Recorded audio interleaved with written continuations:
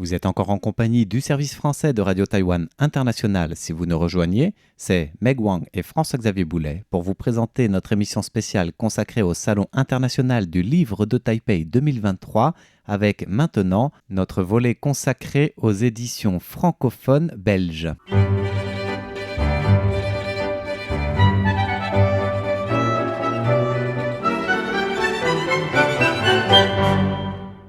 Bonjour à tous, c'est Meg Wang. Et François-Xavier Boulet. Alors on est de retour à l'antenne et de retour aussi dans les allées du Salon du livre international de Taipei. Donc c'est le TIB 2023 qui se déroule du 31 jusqu'au 5 février à Taipei. C'est la 31e édition de ce grand salon international du livre.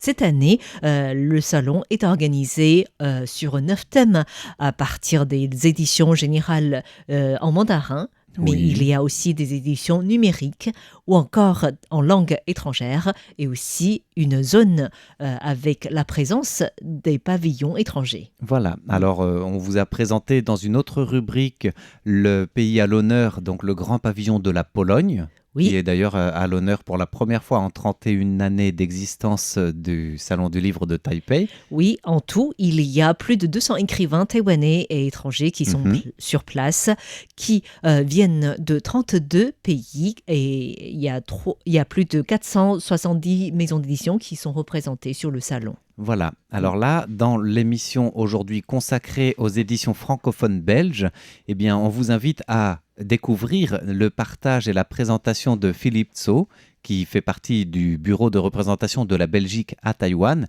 qui nous a accueillis très chaleureusement sur le pavillon belge pour nous présenter un petit peu justement les 11 maisons d'édition qui sont présentes et puis aussi la philosophie de présenter des livres plutôt axé sur la jeunesse cette année. Oui, et aussi les spécificités des illustrations belges pour le public étranger. Voilà, avec un petit clin d'œil aussi sur l'environnement durable et la conception d'un stand qui aura peut-être un autre avenir que celui du TIB.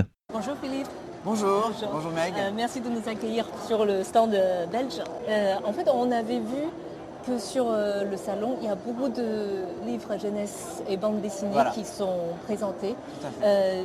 Quelles sont les raisons qui motivent ce choix? Est-ce que c'est la littérature préférée des Taïwanais vis-à-vis de la littérature belge? Oui.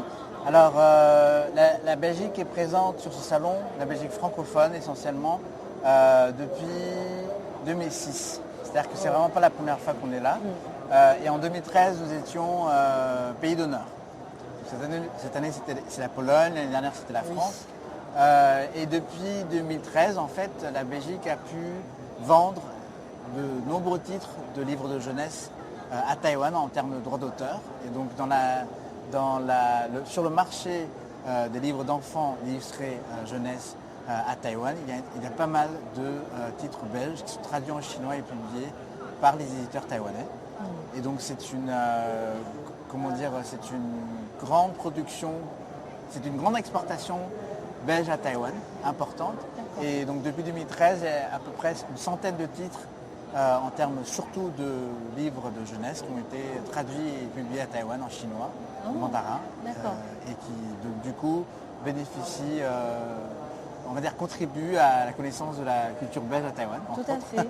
Et parmi la centaine de titres qui ont déjà traduit, est-ce qu'on peut voir une préférence des lecteurs taïwanais, des jeunes lecteurs taïwanais? Est-ce qu'elles sont plus sensibles à certains sujets Alors c'est difficile pour nous de savoir est-ce que les lecteurs eux-mêmes sont sensibles à une particularité.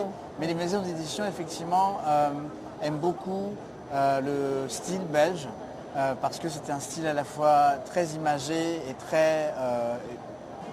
qui sait raconter des histoires, qui parvient à lier la narration et l'image, mais aussi qui utilise beaucoup de métaphores. Les livres de jeunesse, en fait, c'est quand même beaucoup d'histoires cachées, enfin plutôt de messages philosophiques ou on va dire d'apprentissage de la vie cachés derrière des histoires, des contes et des images. Donc, alors par exemple, on a connu à peu près une dizaine d'années un livre qui s'appelle La Grande Fabrique des mots et qui a été traduit dont les droits d'auteur sont épuisés. Donc c'est un livre qui à Taïwan n'existe plus. En chinois, ça s'appelle Wenzi Gongchang. Et la grande fabrique des mots, c'est assez particulier parce que c'est beaucoup de jeux de mots, mais qui ont réussi quand même en chinois, dans la traduction du français vers le chinois, à apprécier, à se faire apprécier. Et est-ce que ce sera réédité? On le souhaite, mais on ne sait pas. C'est quelque chose qu'il faudra demander aux éditeurs taïwanais. Voilà. J'ai l'impression, parce que Tintin, il fut un temps, on pouvait trouver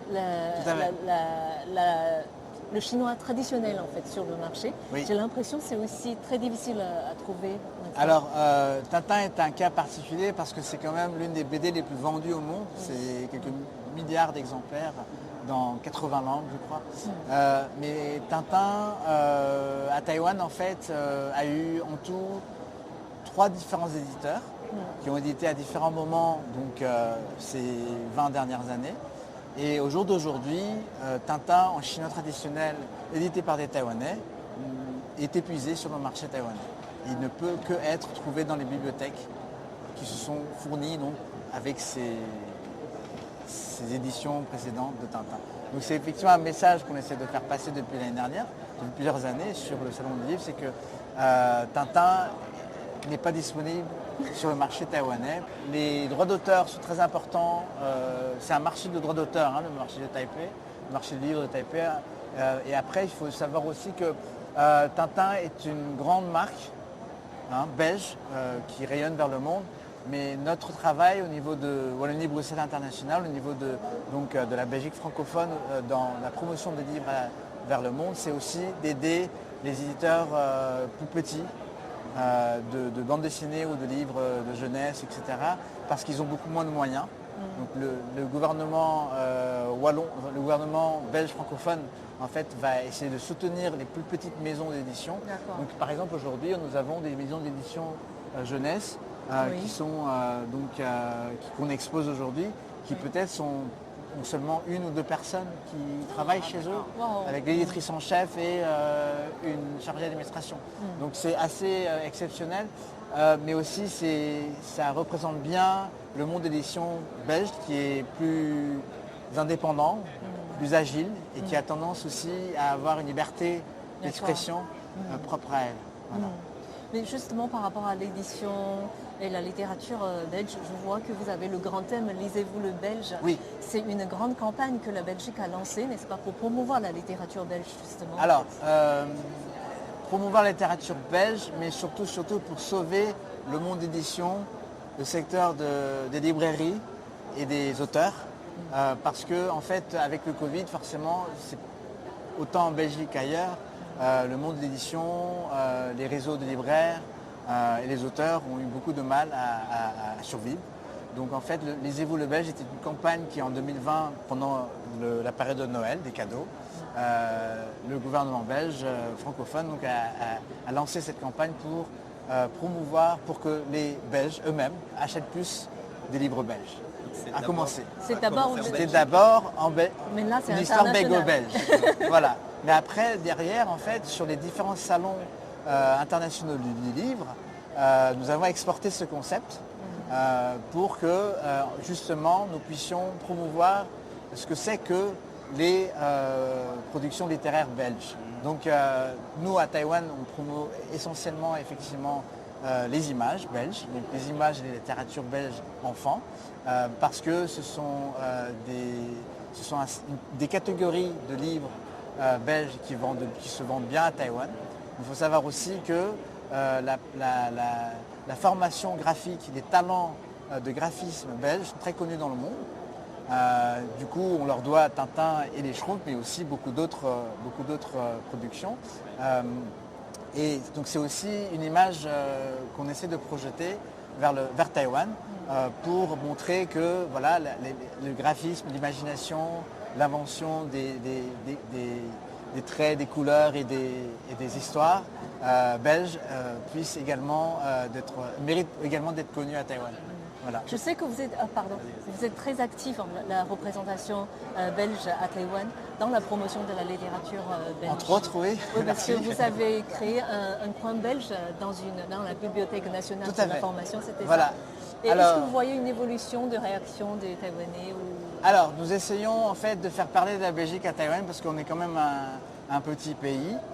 Nous sommes une culture européenne qui est méconnue par rapport aux Italiens, aux Français, par rapport aux Hollandais. Donc du coup, nous essayons d'utiliser toute forme de communication pour faire parler de nous à Taïwan, aux Taïwanais. Nous avons effectivement travaillé avec la Bibliothèque nationale d'information publique, donc basée à Taichung. Et en 2022, nous avons inauguré un petit bout de la Belgique, qui en français s'appelle comme ça. En anglais, s'appelle The Belgian Corner. Et qui est à côté du coin français, du coin américain et du coin anglais, donc à Taichung, dans une bibliothèque nationale, à son espace, avec une centaine, à peu près 200 livres, essentiellement de jeunesse et de bande dessinée, mais aussi une fusée de Tintin, et qui permet du coup, effectivement, de faire parler de nous, de faire parler de nos images et de nos couleurs, de nos auteurs, de nos bandes dessinées.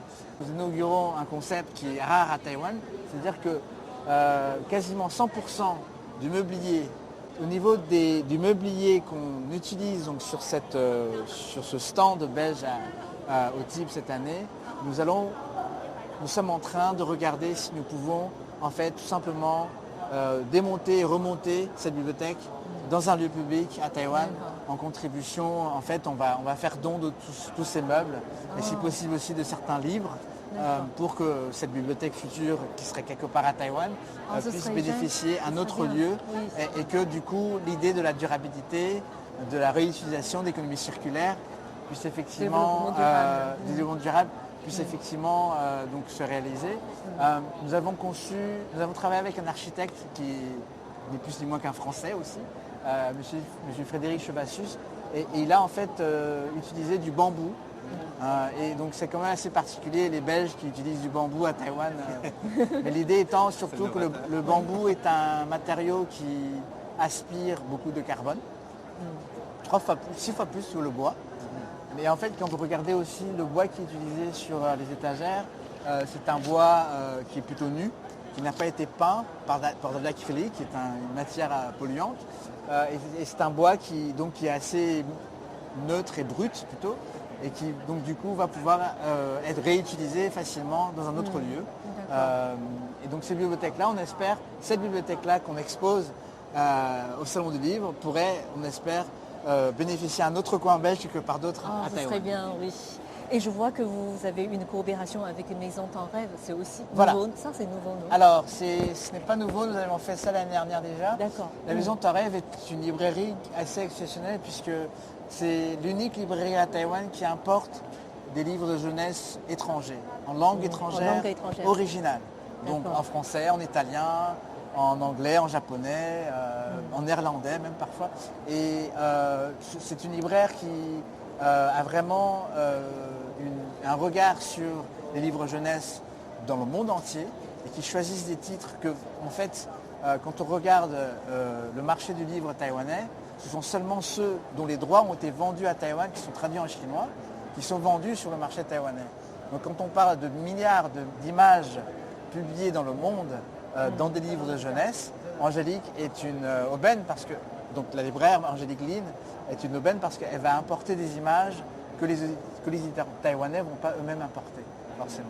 Donc c'est assez exceptionnel dans le sens où on peut retrouver des livres en français édités par la Belgique ou par la France ou par la Suisse ou par le Québec dans la librairie Maison Temps Rêve et qui sont dessinés ou édités par des Belges ou des francophones en tout cas, en langue française. Sur le salon, la coopération s'effectue dans... Alors c'est très simple parce que nous sommes un stand qui ne vend pas de livres par rapport aux livres que nous exposons parce que ce sont des livres qui sont destinés à des éditeurs taïwanais.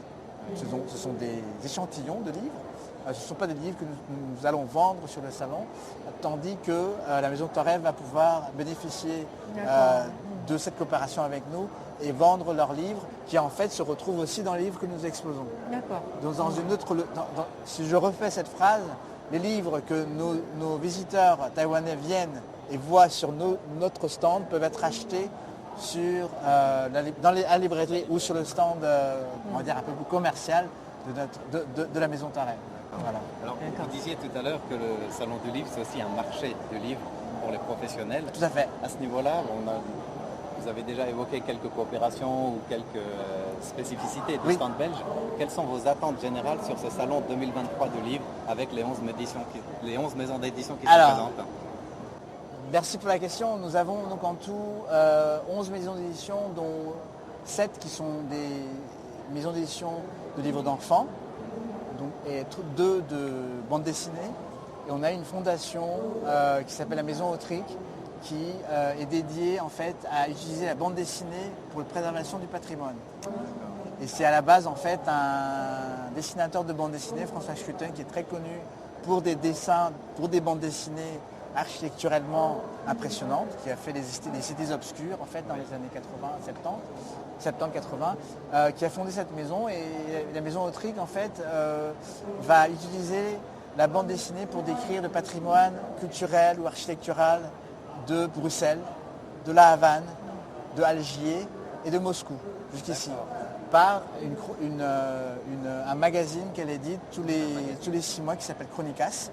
Et c'est un magazine en fait qui est extrêmement culturellement enrichissant parce qu'il va en bande dessinée en espagnol, en russe ou même en arabe, donc pour l'Algérie, nous décrire ces pays-là par les BDistes, les auteurs de BD de ces pays-là.